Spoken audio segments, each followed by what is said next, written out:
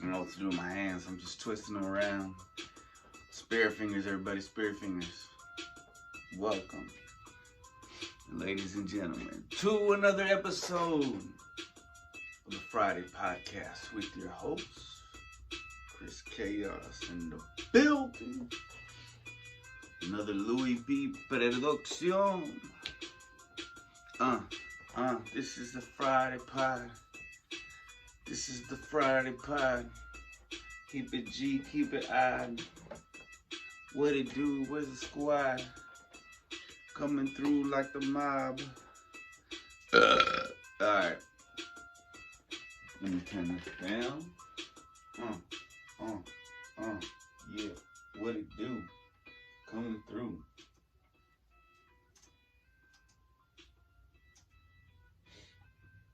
Sometimes the space bar works, sometimes it doesn't.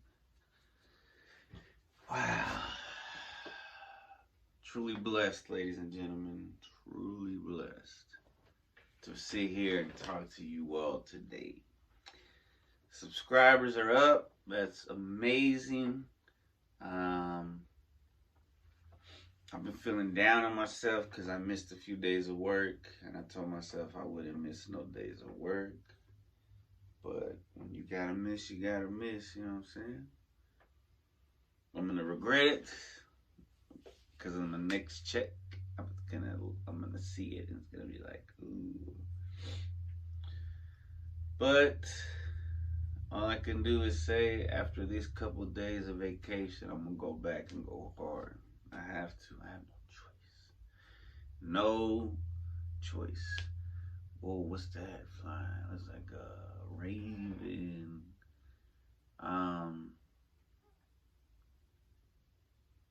I saw a hawk fighting with some ravens. It was pretty cool. It was like they were arguing. He was probably trying to get at their nest or something. So we got some stuff in for you today. We got the animal spirit, angel number. I'm very low energy right now. I ate some sit up so I can see Charlie Brown. Stay feed man.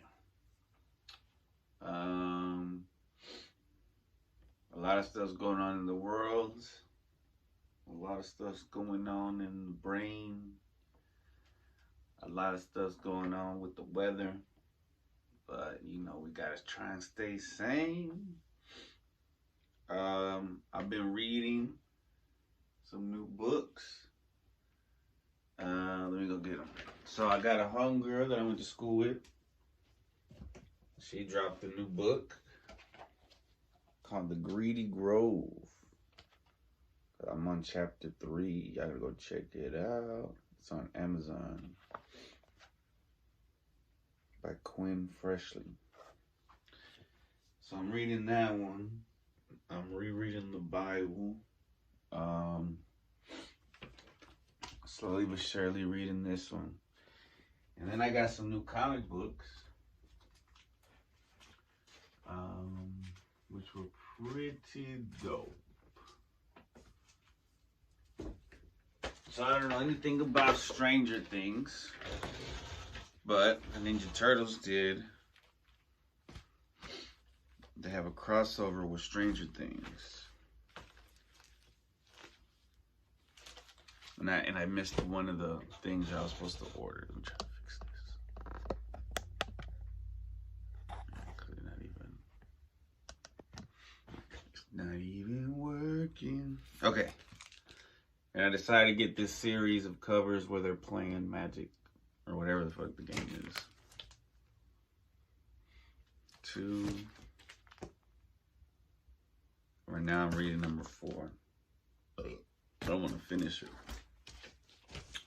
Also,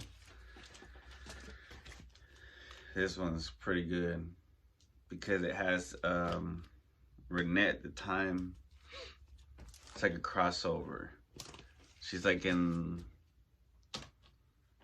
all the universes, the same Renette from all the different universes. So that's kind of cool. The time traveling mistress. Let's see if they show her. They go back to Japan on this one. See, so she's supposed to be the same one as they show in the IDW series and whatnot. So that's pretty cool. So shout out to the Ninja Turtle comic books. They're going to be rebooting soon. So what they got going on is fire. So fire. Yeah, you know, so we're truly in a new year now. You know, the spring has come. I saw this clip on TikTok. Hey, TikTok might be getting gone. TikTok and you do stop. Well, anyway, I saw this thing where it's saying that in January, it's not the true new year that March is. Because, you know, it actually feels like a new year because it goes by the seasons, you know. But I don't know. Sometimes TikTok, I feel like it's good that it's going to go away. But then sometimes I see things on there. Yo, that's crazy. It looks like he's short. And then he gets tall. Looks like he's short. Like an Eminem. Tall. But, you know, I don't know. I wonder if a company's going to buy it. Because they got to sell it. That's what they got to do.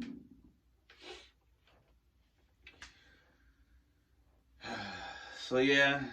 Life is interesting, ladies and gentlemen. Life is interesting. Everybody's got their ups and downs, their smiles and frowns, their trials and tribulations.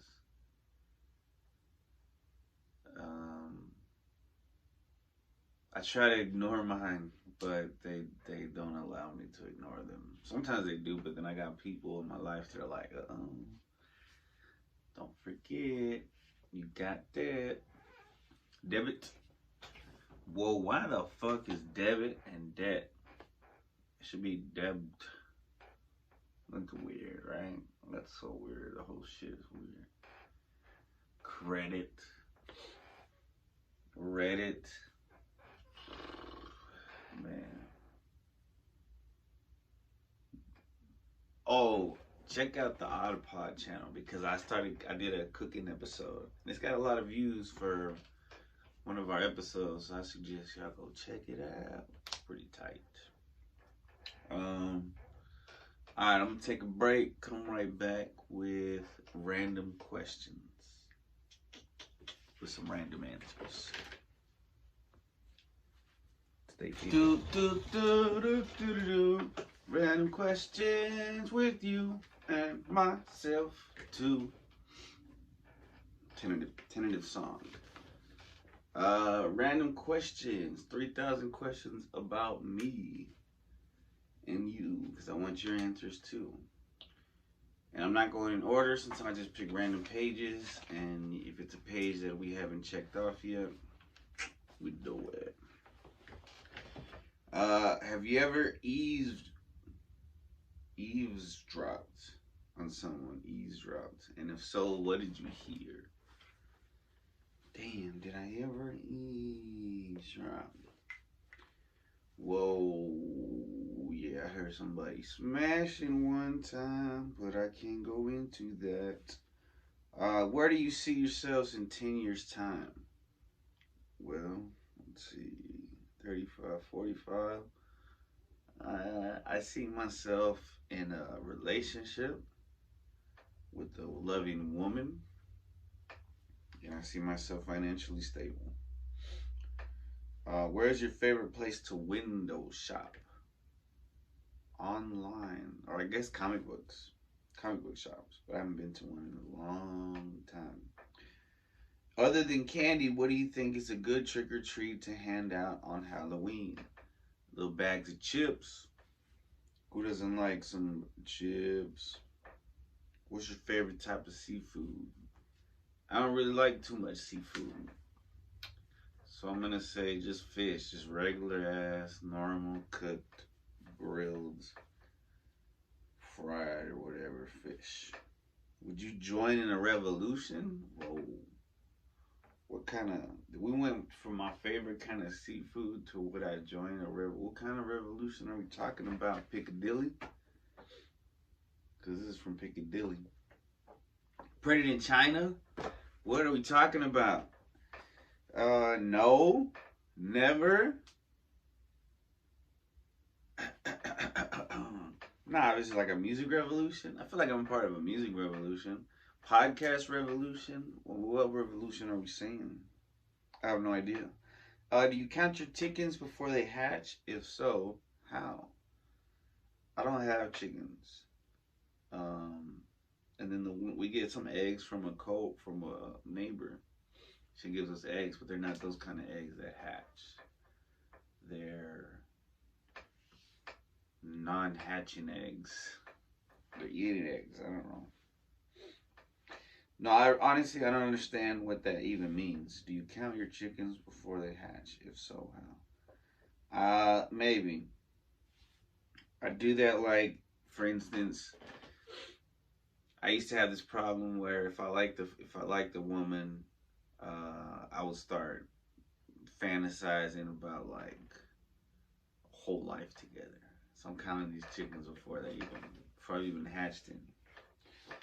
If you could breed two species together, with what new animal would you create? What the fuck? These guys are talking about cloning and shit. Okay, it's gotta be something with a cat mixed with a turtle. And that would truly be a Ninja Turtle. Are you scared of needles? Yo, I just sewed a hole in my pants recently. So I'm not scared of those needles. I don't like shots though. I definitely don't like shots. They're not great. But I'm not necessarily afraid of them. Like, I won't pass out if I see them. As a society, what could we all do better? Man, that's a hard ass question. As a society, what could we all do better? Love ourselves more. No, I think everybody love each other more. Where did you watch your most memorable sunsets? I've seen a few good ones at my cousin's house. Here at my house, in the backyard, in the front yard, I've seen some nice ones. I think I've seen one at the lake. Every sunset I've ever seen has been a nice one. They've all been beautiful. When was the last time you lost your temperature? I mean, your temper. And about what?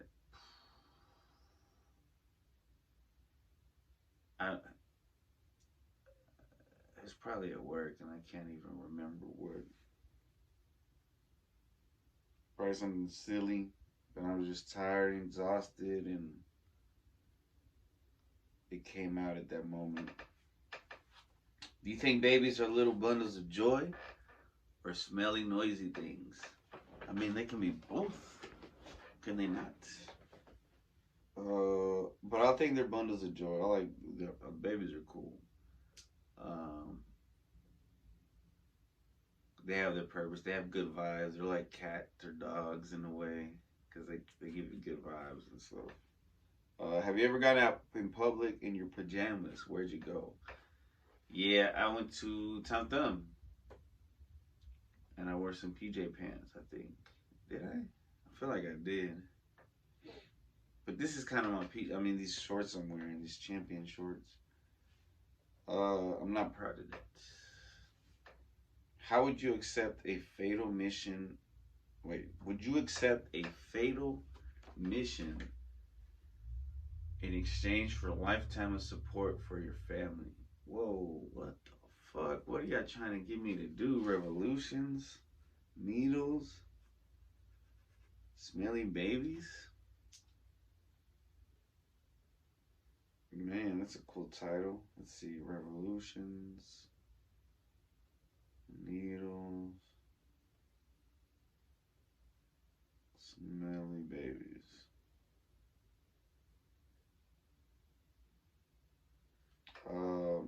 I guess so.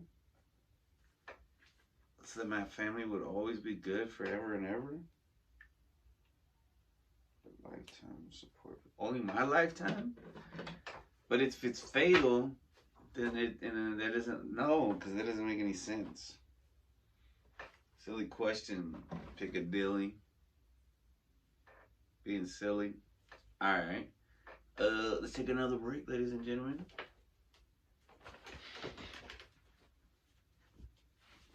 Stop bunching up, bro. Action! Bum ba bum ba bum bum. Angel numbers. Angel numbers. Angel number of the week. Alright, so before we can get on to some of the more cool ones. Damn, look at this tiny little grape.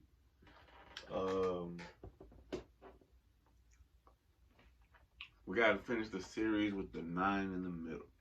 So 696 from numerologist.com. 696 is a message from the divine realm that carries important insights and guidance for those who keep seeing it. It symbolizes harmony, balance, service, courage, and determination. It also indicates a period of spiritual awakening and positive change in your life. Astrology.com says 696 is a message of harmony, balance, and spiritual awakening from the universe. So it just kind of emphasizes that.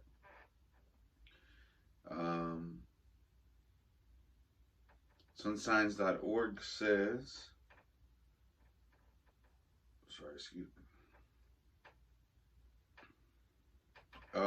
696 is a sign of care for people in pain, sympathy, and joy.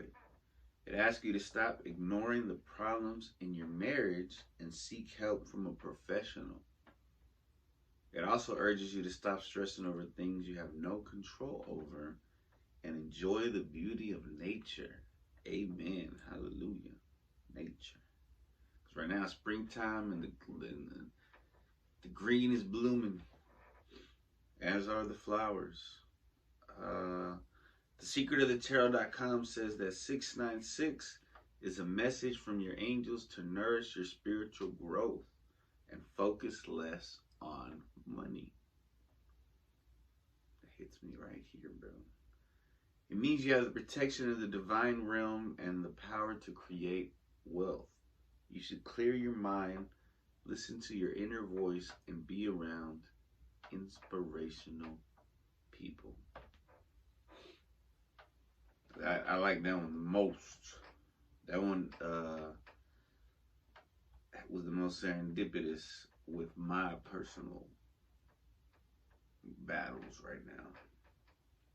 Alright, so dream meaning. I don't even remember what the dream that I looked up was, but I've been writing dreams down. I don't have a shortage of those lately. Okay, buying clothes in a dream. So dreamlibrary.com says that dreaming about buying clothes can be associated with transformation and personal growth in various cultures. It may symbolize the opportunity for changes, new beginnings, and self-improvement. The act of purchasing clothes may represent the willingness to embrace new experiences and evolve as an individual. BasaltNapa.com says, shopping for new clothes means at the start of a new chapter in your life. You are ready to discard your old ways of thinking and acting and make changes for the better. This dream is a very positive sign because it means you feel ready and confident as a new phase begins. AuntieFlow.com says the color of the clothes you buy in the dream is significant to your true self.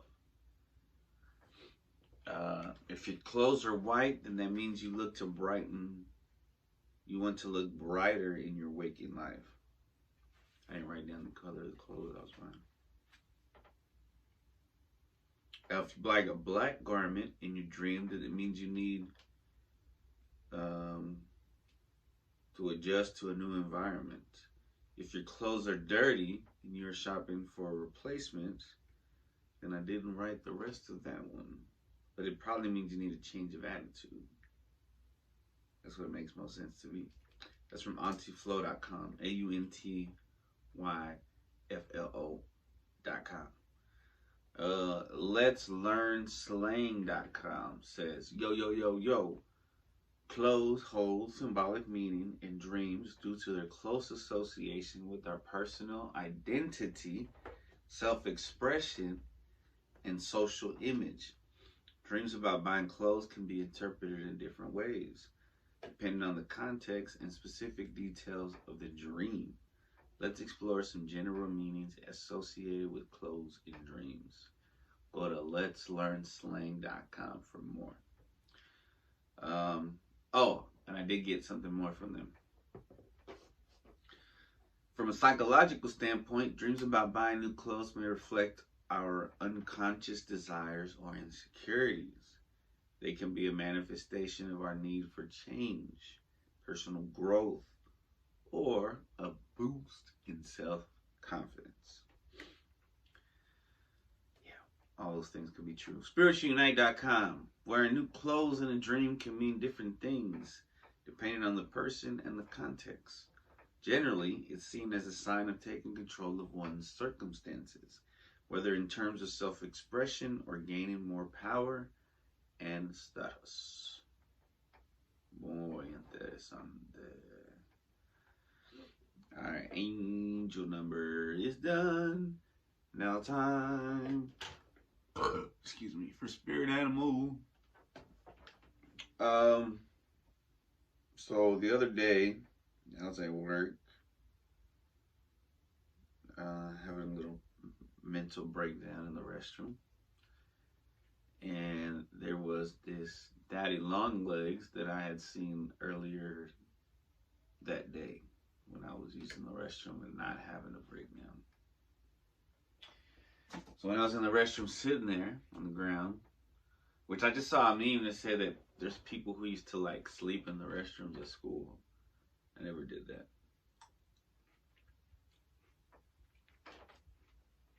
As an adult, I don't know, that might cross my mind. Just kidding.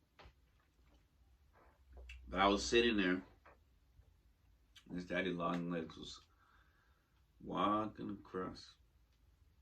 I filmed it, maybe I'll put a video in here. So I looked it up. Symbolismguide.com. Daddy long legs can be a symbol of calculated risk taking and encourage you to take action with confidence and knowledge. It's a symbol of patience and perseverance. Daddy long legs spiders are known for their patience and perseverance.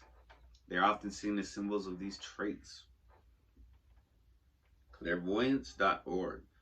Their delicate appearance and adaptability hold a deeper spiritual meaning behind their symbolism. These intriguing creatures serve as a reminder to cultivate self-balance in our busy lives and embrace positive change. Spiritualityoracle.com says, patience. Beholding a daddy long legs, one is struck by its serene demeanor. This creature moves with a deliberate slowness that embodies patience. It does not rush or scurry, but traverses its path with steady assurance, symbolizing the importance of pacing oneself in life's pursuits. What's funny, it had like a tiny little piece of toilet paper on his back foot for a while. I mean, I've done that. I walked out the restroom with toilet paper on my foot. Treehugger.com says, first, daddy long legs make up the order Opilionis, and they aren't even spiders. They are arachnids, but so too are mites, ticks, and scorpions. Omnivorous daddy longlegs have pill-bodied shapes. They consume plants, fungi, carrion, and invertebrates, including other arthropods and snails. Unlike spiders, they can't make silk for spinning webs. Spiders have 2 segments to their bodies and mostly eat only insects and other spiders. They have 8 eyes, while daddy longlegs have 2. Cellar spiders are often confused with daddy longlegs because of their long, spiny legs. They also have segmented bodies and build webs that identify them as spiders. People may call them daddy longlegs, but they aren't true daddy longlegs. You can call them stepdaddy longlegs. Number 2, they are not venomous. A common urban myth is that daddy longlegs have the most toxic venom of all spiders, but their fangs are too small to bite. Even if they were spiders, they don't have venom glands or fangs. An episode of the television show Mythbusters debunked the daddy longlegs myth with the bite experiment. Unfortunately, they didn't explain that those were cellar spiders from the other order Pholcidae, not true daddy longlegs. Number 3, they can't see very well. Daddy longlegs have simple eyes mounted on eye turrets attached to their bodies. These eyes act as light sensors and do not appear to provide more than blurry images. How they know that? Research shows that cave harvestmen are most receptive to the light. That's what they're called. I'm giving them different names now. Emitted by the glowworms that make up their diet. Harvestmen learn about the world around them using the sensitive tips of their legs as sense organs. Number 4, they are ancient. The Opiliones first appeared a long time ago and have barely changed at all over millions of years. Fossils dating back 400 million years before dinosaurs roamed the earth look very similar to today's daddy longlegs. Because of their extensive history, researchers use daddy longlegs fossils for evolutionary and biogeographic studies. Scientists can even trace Pangea splitting into separate continents through the evolutionary divergences in opilionoid fossils. What the fudge? 5, their legs don't grow back. Another myth is that their legs grow back. During the average lifetime, daddy longlegs have a 60% chance of losing 1 or more legs. This can happen when a predator pulls them off or when the harvestman chooses to detach the appendage. Their gait then permanently changes. Typically, they use the 2 longest legs as fielders, then alternate the other 6 legs with the 3 legs touching the ground at any one time. Their bodies bounce up and down like a dribbled basketball when missing a leg. If 2 or more are missing, the dribbling basketball turns into a more extreme bobbing motion. Number 6, they have a range of defenses. Detaching their legs isn't the only way, or even primary way, they escape predators. Daddy longlegs prefer to blend in with their surroundings and play dead. Warning predators away with the foul-smelling liquid from their exocrine glands is another defense, so they fart. The glands are unique to these arachnids and are also used to communicate with other harvestmen. Some species have armored bodies that protect them from predation from predators. That's a weird ass fucking thing, man. Alright, we'll be back. I gotta clean up a little bit so we can do anxiety news.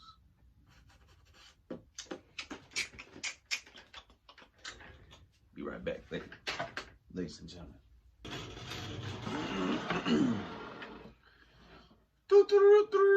Anxiety news with your host, Christopher Chaos. Welcome, ladies and gentlemen.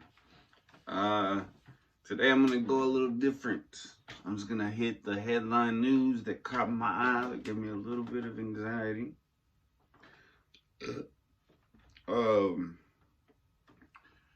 Fires in the Texas Panhandle. Praying for those farmers, praying for those cows, those burgers. I saw the videos of those cows running, man. That shit was sad. More fires. Interesting how many fires are happening. Let's see. The Telegraph. Doctors admit link between transgender hormone therapy and cancer in leaked emails. Not good. Hold off on your surgeries. Anything surgery related, look for a natural version of all of it. Look for alternatives. Ryan Garcia, fighter, witnesses rituals. Who knows what the fuck's going on with that guy? The shit he described matches, if you've been researching Illuminati and stuff like that for as long as I have, you would know that a lot of those things he said align with theories of shit that we know perhaps could happen. So it's weird. It's sad. It sucks if it's real. 1.6 billion disposable masks enter the ocean in 2020 and will take 450 years to biodegrade.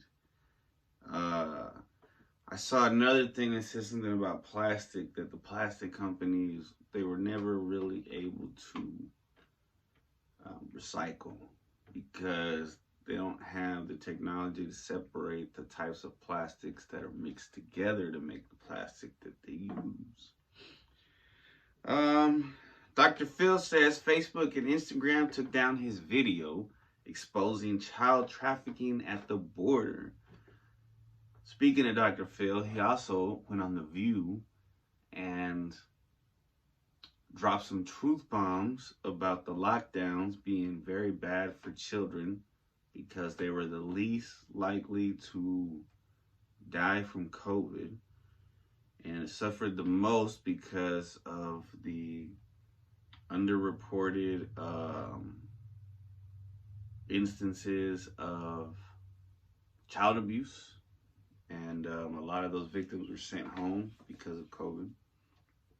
And they had to live with they had to be on lockdown with their abusers. In other news, plants are sentient beings and can feel fear and pain. Sorry, vegans and vegetarians.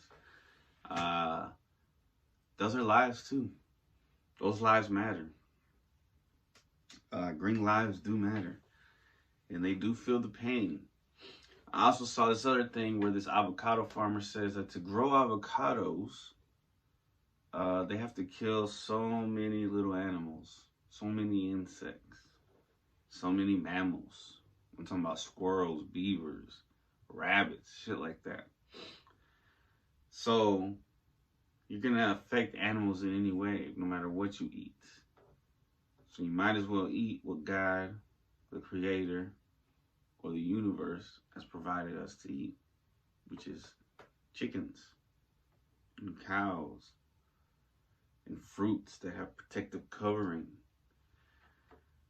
Avocados aren't even vegetables, it's a fruit. And avocados are great, but it sucks that they have to do all that just to sustain, because we want them year round. We don't want to just wait till they're in season and shit, or we don't want to just go to that location and eat them. We want them here now, which is crazy. Let's see. In other news, the CDC now advises people treat COVID the same as flu and other respiratory illnesses and drops the 5-day isolation time. So what was the regulations with the flu? I mean, was it you didn't get 5 days? It was just, because I needed 5 days and I got the flu. We treated the same, so that's interesting. I guess we've built crowd immunity. Remember they talked about that early on. Yeah, but besides all that shit, I send positive energy Everybody think positive, because the positive thing is we are alive. We're breathing. We're living. We're talking and talking. Birds are flying. Trees are blooming. Not all is negative. But just had to let you know some of the news that you might not see on the regular news. This has been Anxiety News with your host, Chris Chaos and Charlie Brown. Stay down. Hey, yo. What it do? Welcome back to Let's All Go to the Movies. Hopefully they don't sue me. Don't know what to do with my hands. Spirit fingers. Hey, shout out to Vino from the iPod for the sticker that I never put on my car, because I don't like bumper stickers. But I like them on my doors. I like door stickers. Alright, so today I'm going to talk about a series, sadly, that was canceled recently. This Fool. And I talked about how interesting. I wore this like on accident. Serendipitous. Because obviously this is the style from This Fool. You know, the Estelle Holmes. So if you didn't watch the series 1 review that I went over, here's the second one. So in November of 2022, the series was renewed for a second season. In February 24, the series was canceled after 2 seasons. So in this season, Julio, which is played by Chris Estrada, and Luis, which is played by Frankie Quinones, live together. They're roomies in this, basically like a separate garage house in their neighbor's backyard. Michael Imperial, because the program was done after season, spoilers, but the program Hugs Not Thugs was done at the end of season 1. Go back and watch it if you haven't watched it. It's a funny reason why, kind of. Because they had it out, but it didn't work. So the guy who played Christopher, who on Sopranos, who I haven't even watched Sopranos, but I see the clips. And because my name is Christopher, I'm like, oh shit.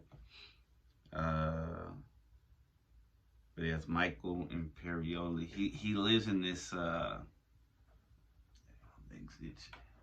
he lives in the trailer park with it ends up being a bunch of rich people. Now Jamar Neighbors, the comedian, he's in it again. He's the chef. So they're trying to make it like this new thing. Because there's a couple episodes. So the first episode, Chris Estrada writes on season 2, and it's about a rooster. It's called The Rooster, and that's pretty cool. And then the second and third episode are part 1 and part 2, called Clyde and Clyde, where they get held up at a gas station. That's a funny one. Both of those are hilarious, and because of that, not Luis, Julio decides to open up a coffee shop, and it's Mugs Not Thugs. And they, of course, they bring back Jamar Neighbors, and then they go get Christopher from Sopranos, and what's his name ends up living there in that trailer park, David Arquette. Let's see, and there's Feel the Pain, Cut the Shit, Los Personas Invisibles. I don't remember some of these episodes. The Big Deal, The Bigger Man, Y Tu Depresión También, and Two Fucking Losers was the last episode. Episode 8 in season 2 was co-written by Jesus Trejo and Marcelo Chow. I think Jesus Trejo and Felipe Estrada. Felipe Estrada was on that first episode, The Rooster. He was one of the neighbors, I think. Jesus Trejo, I feel like he was on the episode, but I'm not sure. Damn, on Valentine's Day they canceled. Let's see. I had a 100% approval rating with an average rating of 7.4 out of 10. Man, he was doing good. Haters at Hulu. Frankie Quinones, who's a hilarious comedian, he also goes by Reaper. I don't know, but he's like an exercise dude, and he's been on Tiger Belly. He's funny. Creeper. But he was nominated Best Supporting Performance in a new scripted series by Independent Spirit Artists. He deserves it. He worked hard on it. Man, I mean, season 2 was pretty cool, man. The girlfriend wasn't on there, but I don't think she wasn't really missed. I don't think the sister was on there.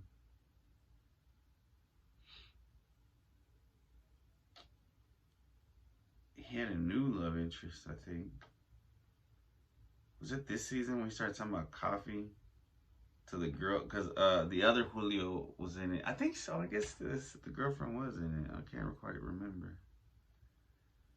I need to rewatch it, but it was pretty funny. Let's see. Why are y'all showing me? Oh, that's the Oscars red carpet. 2 seasons.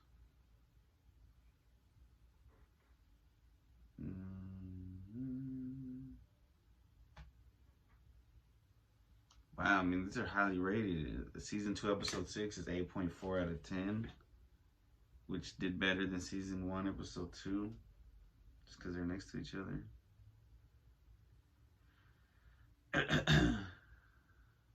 Okay, so his sister was in it.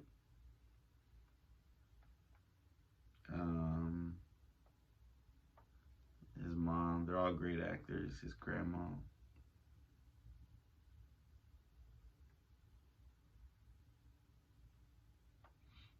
Yeah, man, it's a great show. 2 thumbs up. If you haven't seen the first season, watch it first, then watch the second. It's like Friday meets, I don't know what he described it. Luis described it as something. Friday meets Cheech and Chong or something. But there's not like, I mean, it's pretty funny. My son's 15. He watched it.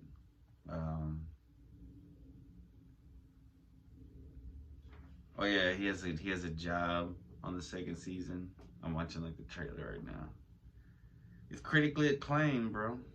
Oh, his girlfriend does show up. They're living in the garage. Comedy gold. Yeah, man. That's what I'm saying. He's working at that shop with the suits as security. He fucked up. They find homeboy. Yo.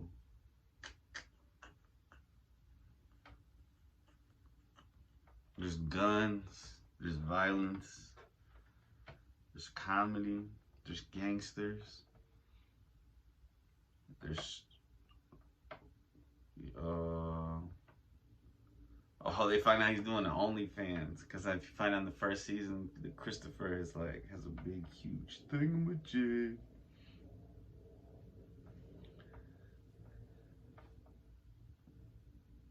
Who made the others in yoga? Mugs, not hugs. Yeah. Man, they would do so good with the season 3. Oh shit, his mom hit somebody in the car. Oh yeah, there's like he meets that girl in season 2. Mugs, not thugs. That makes me want to watch it all over again. Sorry guys, I just got they got these little things that say mug me.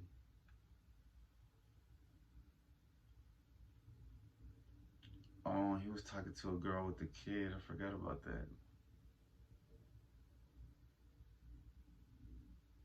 And he's kind of frustrated. The main character, he looks like me. He kind of acts like me, which is kind of annoying. Which is what Carlos would say. He's kind of a negative Nancy. Anyway, 2 5 stars, whatever. Check it out. Much love. Let's all leave the movies. Hopefully they don't sue me. Yo, yo, yo. What it do? Sorry about that noise. Alright, let's see. I'm gonna wrap this episode up. Put a bow on it. Man, what the fuck? First, we're gonna do Badass Woman of History.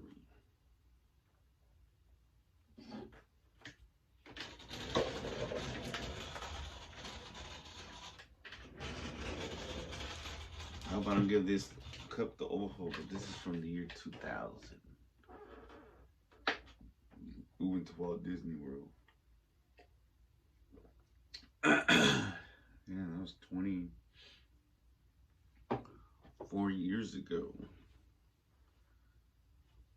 I was about 10 years old. Went to Florida. My mom just showed me the poncho because it was raining. I still remember because my dad would take hours in the restroom, and that didn't change on vacation. So my poor mom, she had to take a leak in the fucking trash can. Don't know why I said that, but it is what it is. Sorry, Mom. I love you. It's not your fault. Okay. Dun, dun, dun, dun. Badass Woman in History. Today we're going to talk about the Mirabal sisters. There were 4 sisters from the Dominican Republic, 3 of whom opposed the dictatorship of Rafael Trujillo, or El Jefe.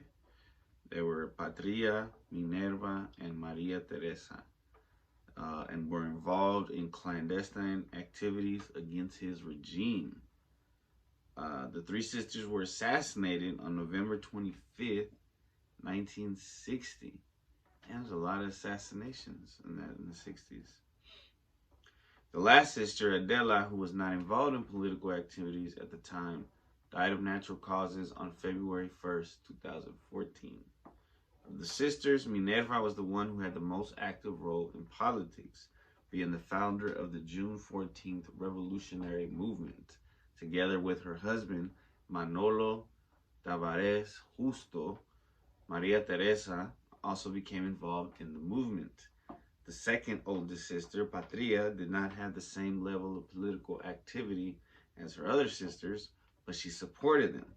She lent her house to store weapons and tools from the insurgents. They are considered national heroines of the Dominican Republic.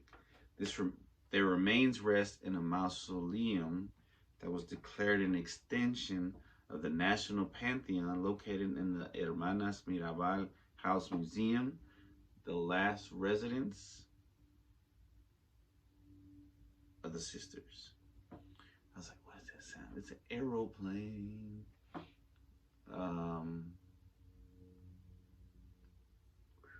Alright. The assassinations turned the Mirabal sisters into symbols of both popular and feminist resistance. In 1999, in their honor, the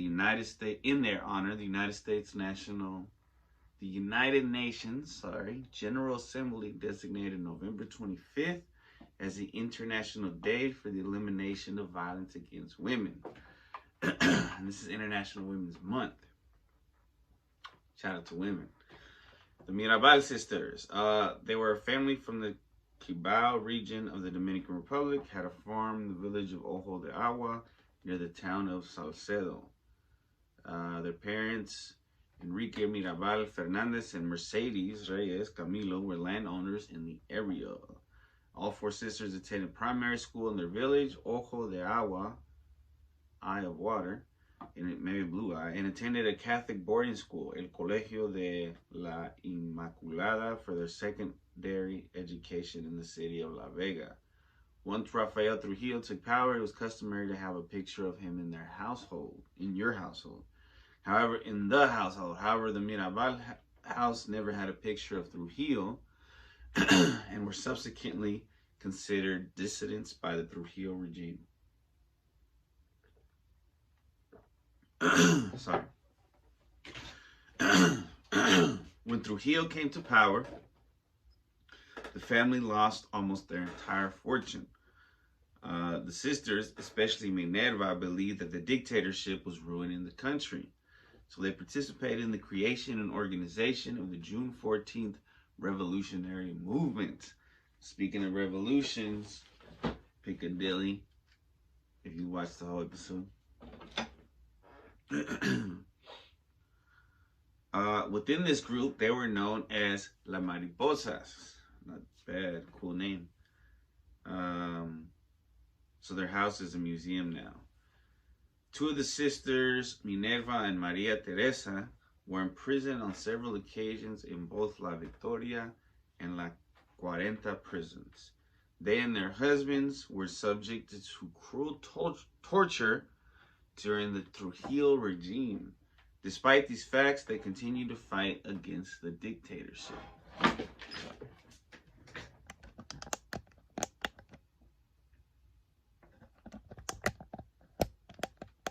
Ring light's dead. I just need to buy a separate light. Know what I'm saying?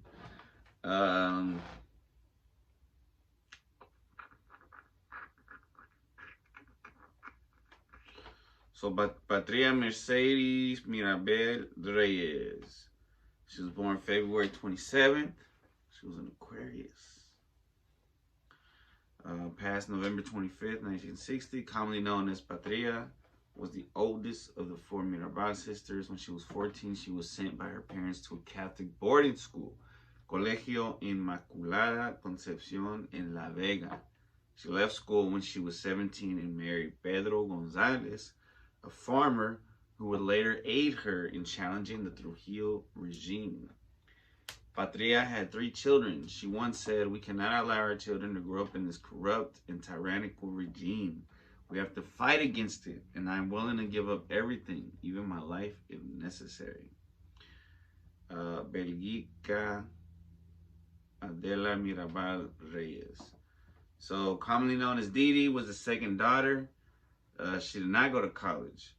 Instead, she became the traditional homemaker and helped her father with the family business. The Mirabal patriarch Enrique died after his political imprisonment, and Didi, or Dede, took over the family finances. She did not become involved with her sister's political work. After the murder of her sisters, Didi took care of the children and raised them. Between 92 and 94, Dede started the Mirabal Sisters Foundation and the Mirabal Sisters Museum to continue her sister's legacy. Okay. Dede was the last surviving sister of the family. She died at the age of 88 and professed her entire life that it was her destiny to survive, so she was able to tell her story. Maria Argentina Minerva Mirabel Reyes. Born March 12th, 1926. Her birthday just passed. Happy late birthday. She also was passed on November 25th, 1960, commonly known as Minerva. She was the third daughter at the age of 12. She followed Patria to the Colegio Inmaculada Concepción. In 1949, the Mirabal family was invited to a party of the local elite where Minerva first caught the eye of Rafael Trujillo. So much so that the Mirabals were invited to a different party by Trujillo himself. Oh, scary. At this party, Trujillo made more sexual advances toward Minerva, who slapped him in the face because of this.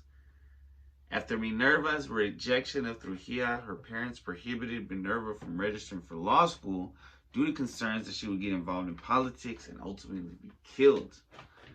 However, after seeing how upset Minerva was, her parents relented 6 years later, and she enrolled at the University of Santo Domingo, where she later graduated summa cum laude. I don't know what that means.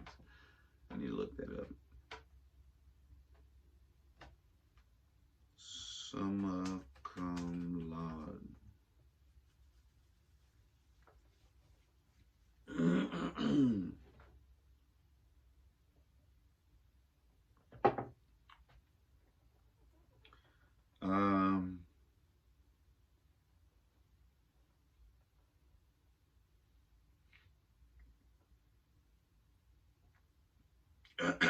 Minerva was the first woman to graduate from law school in the Dominican Republic. Wow. Due to her previous rejection of Trujillo's advances, when Minerva graduated, her diploma was stripped of her honors and her license to practice law was ultimately turned down. That's fucked up. Hater, man. He's a hater. At university, she met her husband, Manolo Tavares Justo, who would help her fight the Trujillo regime. Minerva was the most vocal and radical of the Mirabal daughters. I mean, I would be too after he made advances. She slapped him and now he took away her license. According to the theologian Nancy Pineda Madrid, she was arrested and harassed on multiple occasions on orders given by Trujillo himself. According to the historian Bernard Diedrich, Minerva Mirabal was arrested twice. She was first jailed in January 1960 at the start of the wave of repression of 1J4 members, where hundreds of 1J4 members were rounded up and tortured. She once said, "It is a source of happiness to do whatever can be done for one country that suffers so many anguishes. It is sad to say that with one's arms crossed." Antonia Maria Teresa Mirabal Reyes was born October 15th, 1935 and passed on November 25th, 1960. She was the fourth and youngest. She attended the Colegio Inmaculada Concepción, graduated from the Liceo de San Francisco de Macorís in 1954, and went on to the University of Santo Domingo, where she studied mathematics.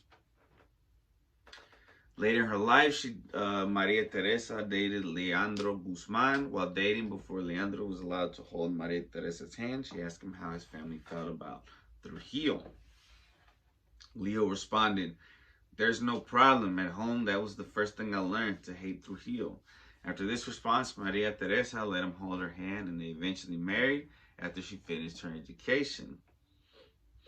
Maria Teresa was influenced by her older sister Minerva's political views and was involved in the clandestine activities against Trujillo's regime. As a result, she was harassed and arrested on the direct orders of Trujillo. She greatly admired her older sister Minerva and became passionate about Minerva's political views. She once said, "Perhaps what we have most near is death, but that idea does not frighten me. We shall continue to fight for that which is just." Damn.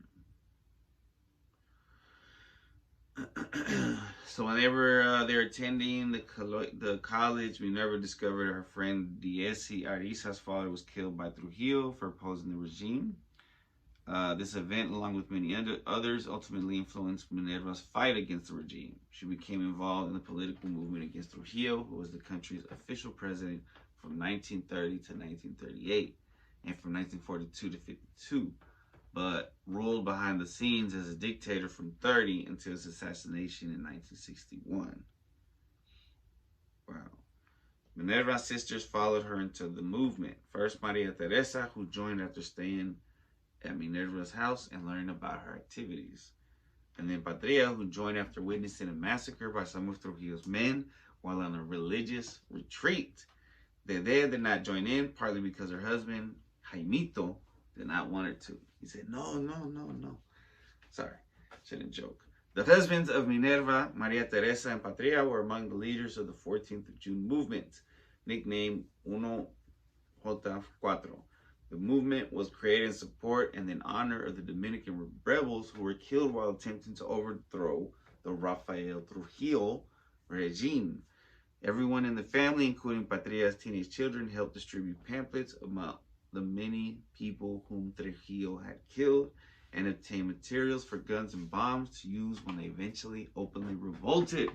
Within the group, the sisters called themselves the Las Mariposas, after Minerva's underground name.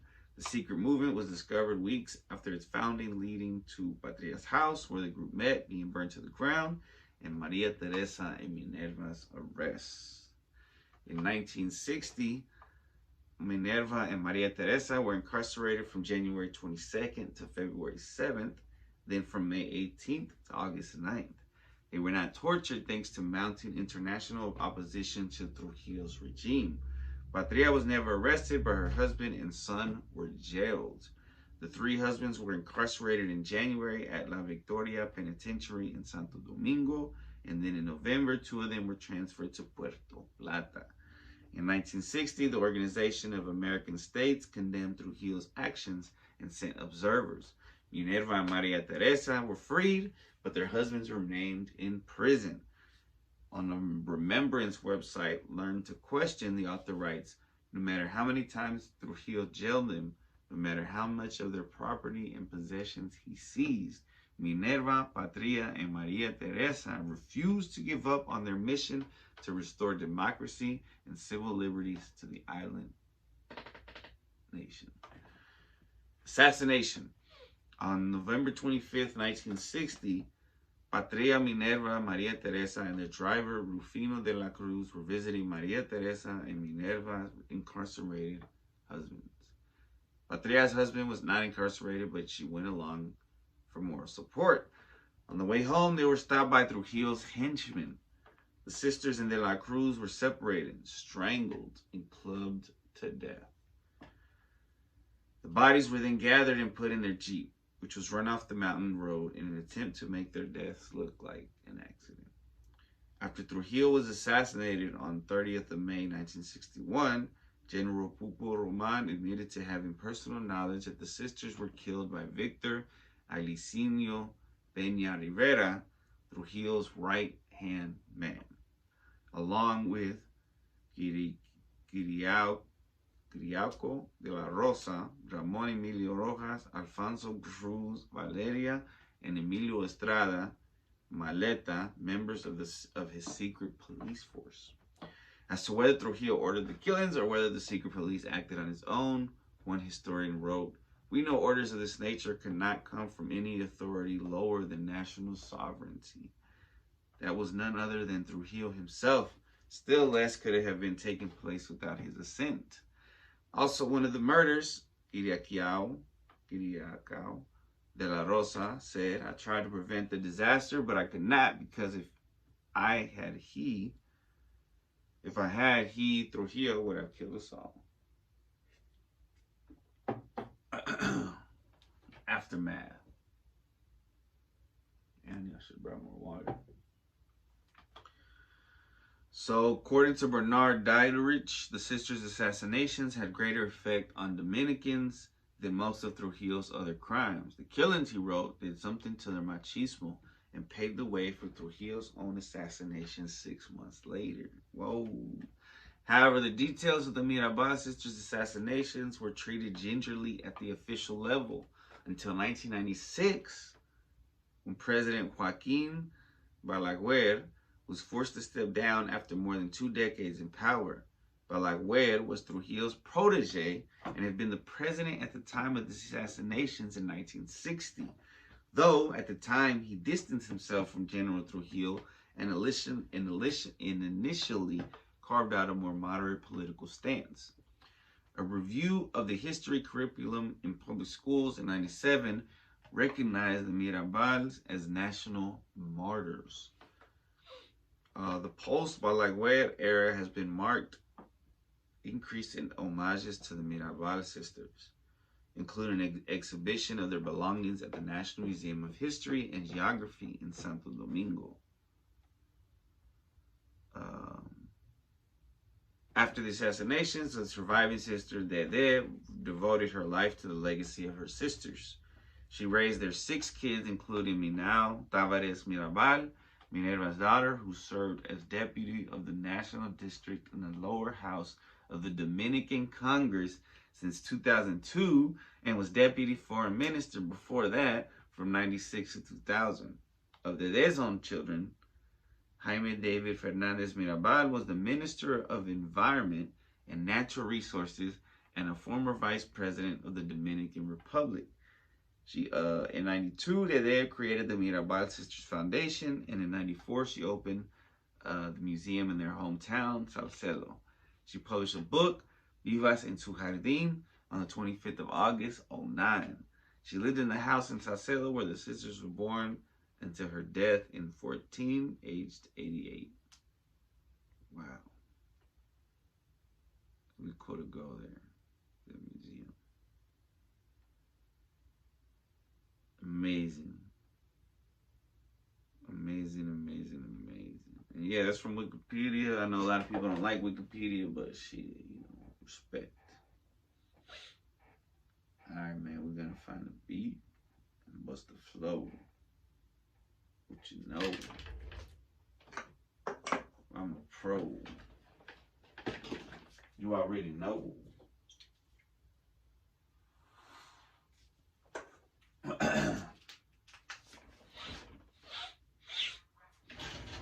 Got this stuff in nose.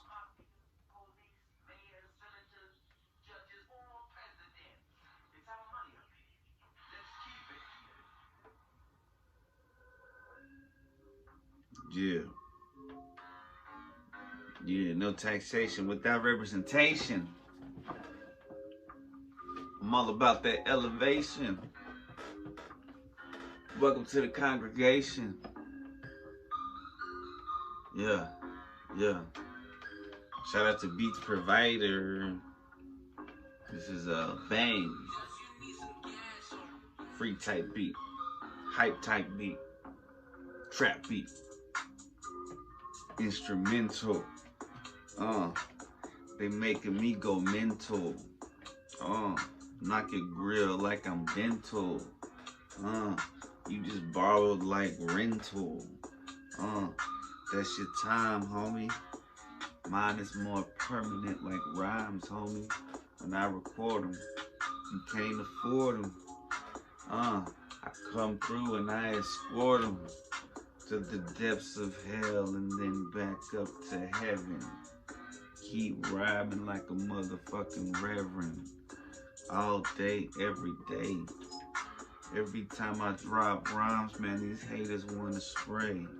I tell them pray, and then look for some prey.